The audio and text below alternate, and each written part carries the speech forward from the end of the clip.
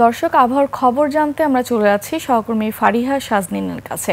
ফারিহা, আজকের আবহাওয়া নিয়ে আপনার কাছে কি তথ্য আছে, আমাদের বিস্তারিত জানাবেন।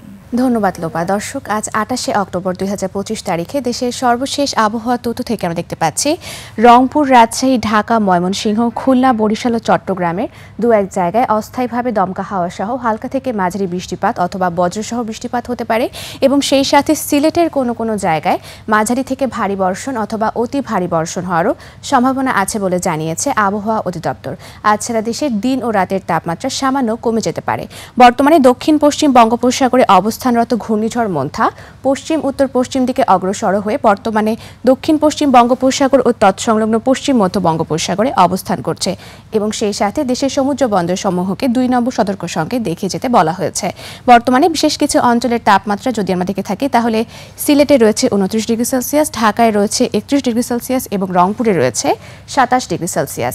গতকাল সর্বনিম্ন তাপমাত্রা রেকর্ড করা হয়েছে তেঁতুলিয়াতে, যা ২২.১ ডিগ্রি সেলসিয়াস এবং সর্বোচ্চ তাপমাত্রা বরিশালে, যা ৩৬.৯ ডিগ্রি সেলসিয়াস। গত ২৪ ঘন্টায় রাজধানী ঢাকায় সর্বোচ্চ তাপমাত্রা ছিল ৩৫.৯ ডিগ্রি সেলসিয়াস এবং সর্বনিম্ন তাপমাত্রা ২৫.৬ ডিগ্রি সেলসিয়াস।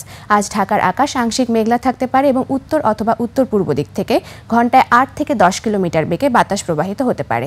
আজ সকাল ৬টা অনুযায়ী ঢাকার বাতাসের আপেক্ষিক আর্দ্রতা নির্ণয় করা হয়েছে ৯০% এবং আজ ঢাকায় সূর্যাস্ত হবে সন্ধ্যা ৫টা বেজে ২২ মিনিটে। দর্শক, এ ছিল আমাদের আজকের আবহাওয়ার তথ্য। ফিরে যাচ্ছি লোপার কাছে। লোপা।